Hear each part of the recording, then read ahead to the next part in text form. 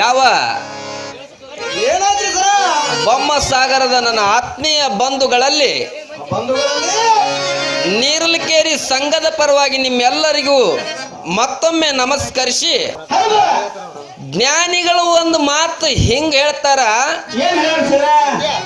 बात ऐसी करना कोई ना करना झूठ, खाना ऐसी खाना कूट न पकड़ना पेट, जागा ऐसी पकड़ना कोई ना करना ऊಟ ತಿಳಿಯಾರ ಅವರು. बात ऐसी करना कोई ना करना झूठ ಅಂತಂದ್ರ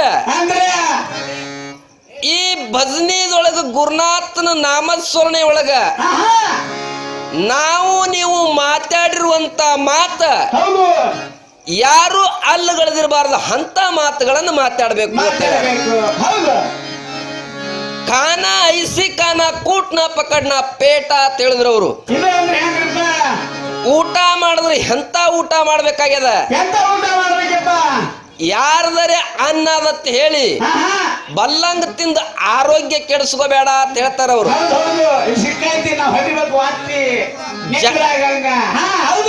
ಜಾಗ ಐಸಿ ಪಕಡ್ನ ಕೊಯ್ ನ ಕರ್ನ ಊಟ ಅಂತ ಹೇಳಿದ್ರು. ಜಾಗ ಹಿಡಿದ್ರೆ ಎಂತ ಜಾಗ ಹಿಡಿಬೇಕಾಗ್ಯದ. ನಾವು ನೀವು ಇವತ್ತಿನ ದಿವಸ ಜಾಗ ಹಿಡ್ದೇವಿ. ನೀರ್ಲಿಕೇರಿ ಅವರು ಬಸರಕಟ್ಟೆ ಅವರು ಹಾಡಿಕೆಗೆ ಬರ್ತಾರ, ನೀವೆಲ್ಲಾ ಜಾಗ ಹಿಡ್ದಿರಿ. 6 ಗಂಟೆ ಆಯ್ತಂದ್ರೆ ನಿಮ್ ಜಾಗ ಇಲ್ಲೇ ಬಿಟ್ಟು ಎದ್ದು ಹೋಗಿ ಬಿಡ್ತೀರಿ. ಅದಕ್ಕ ಮಹಾತ್ಮರು ಹೇಳ್ತಾರ, ಜಾಗ ಹಿಡಿದ್ರಿ ಎಂತ ಜಾಗ ಹಿಡಿಬೇಕು. ಆದಿಶಕ್ತಿ ದುರ್ಗಾದೇವಿ ಹಿಡ್ದಾಳಲ್ಲ ಇಂಥ ಜಾಗ ಹಿಡಿಬೇಕು ಅಂತ ಹೇಳ್ತಾರೆ. ಯಾರು ಎದ್ದು ಹೋಗಂದಿರಬಾರ್ದು, ಅಂತ ಜಾಗ ಹಿಡಿಬೇಕು ಅಂತ ಹೇಳ್ತಾರೆ. ಅದಕ್ಕ ವಿಷಯ ಏನು ನಡೆದಾವ ಅನ್ನೋದು ಈಗಾಗಲೇ ನಿಮ್ ಎಲ್ಲಾರ್ಗಿ ಗೊತ್ತಿದ್ದ ಮಾತದ. ದ್ಯಾಮಣ್ಣ ಮಾಸ್ತರ ಏನೇನು ಮಾತಾಡ್ಯಾನ ಏನಿಲ್ಲ ಅಂತಕ್ಕಂಥದ್ದು ನಿಮ್ಗೆ ಎಲ್ಲಾರ್ಗಿ ಗೊತ್ತಿದ್ದ ಮಾತದ. ದೇವ್ರ ಹೆಚ್ಚು ಅಥವಾ ಗುರು ಹೆಚ್ಚು ಅಂತಕ್ಕಂಥದ್ದು ಒಂದು ವಾದ ಸಂವಾದ ಐತಿ.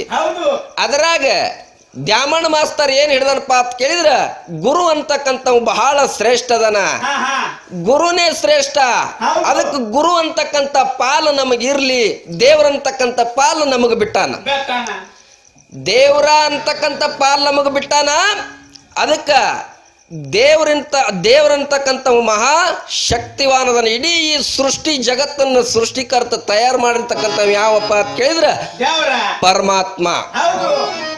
ಅನುರೇಣು ತೃಣಕಾಷ್ಟದಲ್ಲಿ ಪರಮಾತ್ಮ ತುಂಬಿ ತುಳುಕ್ತಾನ. ಪರಮಾತ್ಮನ ಆಜ್ಞೆ ಇಲ್ಲದೆ ಒಂದು ಹುಲ್ಲು ಕಡ್ಡಿನೂ ಅಳಿಗಾಡುವುದಿಲ್ಲ. ನಿಮ್ ಎಲ್ಲರ ಆತ್ಮದೊಳಗ ನಿರ್ಗುಣ ಪರಮಾತ್ಮ ಅದಾನ. ಅದಕ್ಕ ಹ್ಯಾಂಗ್ ದೇವ್ರಂತಕ್ಕಂಥವ್ ಹ್ಯಾಂಗ್ ಶ್ರೇಷ್ಠ ಯಾವಾಗ ಕಾಯ್ತಾನಪ್ಪ ಅಂತ ಕೇಳಿದ್ರ, ಕಬೀರ್ ದಾಸ್ ಮಹಾರಾಜರು ಒಂದು ಗುಡಿಸಲದೊಳಗ ಪಂಡಾರಿಪುರ ಪಾಂಡುರಂಗನ ಭಜನಾ ಮಾಡ್ತಿದ್ರು. ಗುಡಿಸಲದೊಳಗ ಬಹಳ ಬಡ್ತಾನ, ಹೊಟ್ಟಿಗೆ ಅನ್ನ ಸಿಗುತ್ತಿದ್ದಿಲ್ಲ. 1 ಹೊತ್ತು 2 ಹೊತ್ತು ಉಪವಾಸ ಬೀಳ್ತಿದ್ದ. ಪಾಂಡುರಂಗನ ಭಜನಾ ಮಾಡ್ತಿದ್ದ ಗುಡಿಸಲದೊಳಗ ಕಬೀರ್ ದಾಸ್ ಮಹಾರಾಜರು. ಅವನು ಗುಡಿಸಲು ಮಗ್ಗಲ್ಕ ಒಬ್ಬಕ್ಕೆ ವೇಷ ಹೆಣ್ಮಗಳ ಮನಿ ಇತ್ತು. ಕಬೀರ್ ದಾಸರ ಮನಿ ಬಗಲಾಗ ವೇಷ ಹೆಣ್ಮಗಳ ಮನಿ ಇತ್ತು. ಆಕಿ ಹೆಣ್ಮಗಳು ಊರು ಗೌಡನ ಅಂಡ್ರದಾಗಿದ್ದಳು. ದಿನಾ ಗೌಡ ಬರ್ತಿದ್ದ ಹೋತಿದ್ದ. ಇವ ಇಟ್ಟೋಬ್ ಅಂತೇಳಿ ಹಗಲು ರಾತ್ರಿ ಪಂಡಾರಿಪುರ ಇಟ್ಟೋಬನ ಭಜನಾ ಮಾಡ್ತಿದ್ದ.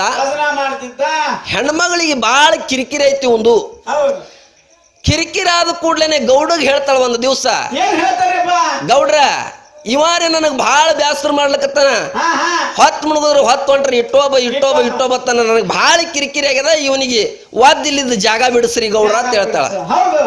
ಅವಾಗ ಗೌಡ ಬಂದು ಕೇಳ್ತಾನ, ಏ ಮಗನ ನಾಳೆಗೆ ಈ ಜಾಗ ನೀ ಖಾಲಿ ಮಾಡ್ಬೇಕು. ಆಯ್ತ್ರಿ ಅಪ್ಪ ಅಂತ ಹೇಳಿ ಪಂಡಾರಿಪುರ ಪಾಂಡುರಂಗನ ಸೇವಾ ಮಾಡೋದು ಬಿಡ್ಲಿಲ್ಲ, ಅಲ್ಲಿದ ಜಾಗ ಖಾಲಿ ಮಾಡ್ಲಿಲ್ಲ. ಅವಾಗ ಗೌಡಂದ, ಊರು ಗೌಡ ನಾ ಅದೀನಿ, ನನ್ನ ಮಾತು ಕೇಳುವುದಿಲ್ಲ ಮಗನ ಅಂತ ಹೇಳಿ ಕಡ್ಡಿ ಕೊರೆದು ಗುಡಿಸಲಕ್ಕೆ ಬೆಂಕಿ ಹಚ್ಚಿಬಿಟ್ಟ. ಕಬೀರ್ ದಾಸ್ ಮಹಾರಾಜರು ಗುಡಿಸಲಕ್ಕೆ ಬೆಂಕಿ ಹಚ್ಚದ. ಪಾಂಡುರಂಗನ ಧ್ಯಾನ ಮಾಡ್ತಿದ್ದ ಗುಡಿಸಲಕ್ಕೆ ಬೆಂಕಿ ಎತ್ತಿತ್ತು. ಗುಡಿಸಲದಂದು ಹೊರಗೆ ಬರಲಿಲ್ಲ. ಕಬೀರದಾಸ್ ಮಹಾರಾಜರು ಒಳಗೆ ನಿಂತು ಕುಣಿತಿದ್ರು. ಅವಾಗ ಪಾಂಡುರಂಗ ಸ್ವತಃ ವಾಯು ರೂಪದೊಳಗೆ ಬಂದು ಆ ಗುಡಿಸಲದೆಲ್ಲಾ ಬೆಂಕಿ ಒಯ್ದು ಆ ವೇಷ ಹೆಣ್ಮಗಳ ಮನಿ ಮ್ಯಾಗ ಹೋಗದ್ ಬಿಟ್ಟ. ಅವಾಗ ಅಕ್ಕಿನ ಮನಿ ಹೊತ್ತು ಉರ್ಲಾಕತ್ತು. ಹೆಣ್ಮಗಳು ಬಂದು ಬೈತಾಳ ಕಬೀರದಾಸ್ ಮಹಾರಾಜಗ, ಏ ಕಬೀರದಾಸ, ನಿನ್ನ ಗುಡಿಸಲಕ್ಕೆ ಬೆಂಕಿ ಎತ್ತಿದ್ರು ಹತ್ತಲಕ್ಕ, ನಾನು ಗುಡಿಸಲಕ್ಕೆ ಯಾಕೆ ಬೆಂಕಿ ಹತ್ತದ ಅಂದಳಕಿ. ಅವಾಗ ಹೇಳ್ತಾನ ಕಬೀರದಾಸ, ನಿನ್ಯಾನ್ ಇಟ್ಕೊಂಡನ ಗೌಡ, ಅವ ನಾನು ಗುಡಿಸಲಕ್ಕೆ ಬೆಂಕಿ ಇಟ್ಟನ, ನನಗ್ಯಾನ್ ಇಟ್ಕೊಂಡನ ಪರಮಾತ್ಮ, ಅವ ನಿನ್ನ ಗುಡಿಸಲಕ್ಕೆ ಬೆಂಕಿ ಇಟ್ಟನ ಅಂತ ಹೇಳ. ಅದಕ್ಕ ಪರಮಾತ್ಮ ಅಂತಕ್ಕಂಥ ಬಹಳ ಶ್ರೇಷ್ಠ ಅದನ. ದೇವ್ರ ಬಾಳ ದೊಡ್ಡವದನ, ಅಸಾಧ್ಯ ಮಾತದ, ಶೂನ್ಯ ಮಹಾಶೂನ್ಯ ನಿರಾಂಕಾರದೊಳಗ ಹುಟ್ಟತಕ್ಕಂಥ ಪರಮಾತ್ಮ. ಅದಕ್ಕೆ ದೇವ್ರ ಅಂತಕ್ಕಂಥ ಬಹಳ ದೊಡ್ಡವದನ. ಅದಕ್ಕ ಇನ್ನು ವಿಷಯಗಳು ಏನ್ ನಡೆದವಪ್ಪ, ನಾವೇನ್ ಸವಾಲು ಕೇಳಿದೇವಿ, ಅವ್ರೇನ್ ಸವಾಲು ಕೇಳಿದಾರಪ್ಪ ಅಂತ ಕೇಳಿದ್ರ, ನಾವು ಕೇಳಿರ್ತಕ್ಕಂಥ ಸವಾಲ 11,500 ವರ್ಷ ಅನ್ನ ನೀರ ಇಲ್ಲದೆ ಮೌನಾಗಿ ಯಾರ ಜೋಡಿನೂ ಮಾತಾಡ್ಲಾರ್ನೆ ಯಾವ ತಪಸ್ ಮಾಡ್ಯಾನತ್ತು ಒಂದನೇ ಸವಾಲು ಕೇಳಿದೇವಿ. ಆ ಸವಾಲಕ್ಕೆ ಅವ್ರು ಏನು ಉತ್ತರ ಹೇಳ್ಯಾರಪ್ಪ ಅಂತ ಕೇಳಿದ್ರ, ಹಿರಣ್ಯ ಕಶ್ಯಪ ಅನ್ನುವಂತ ತಪಸ್ ಮಾಡ್ಯಾನ, ನೀರಾಗ ನಿಂತು ತಪಸ್ ಮಾಡ್ಯಾನ ಅಂತ ಹೇಳ್ಯಾರ. ನೀವೆಲ್ಲಾರು ಕೇಳಿರಿ. ಎಲ್ಲಿ ತಪಸ್ ಮಾಡ್ಯಾನ ಅಂತ ಕೇಳಿದ್ರ, ನೀರಾಗ ನಿಂತು ತಪಸ್ ಮಾಡ್ಯಾನ ಅಂತ ಹೇಳಿದ್ರ ಅವರು. ಉತ್ತರ ಸುಳ್ಳದ. ನೀರಾಗ ನಿಂತು ತಪಸ್ ಮಾಡದ ಒಂದು ನಾವು ಕೇಳಿಲ್ಲ. ನೀರಾಗ ನಿಂತು ತಪಸ್ ಮಾಡದ ಒಂದು ನಾವು ಕೇಳಿಲ್ಲ. ಉತ್ತರ ಸುಳ್ಳದ. ನಮ್ಮ ಉತ್ತರ ಏನಪ್ಪ ಅಂತ ಕೇಳಿದ್ರ,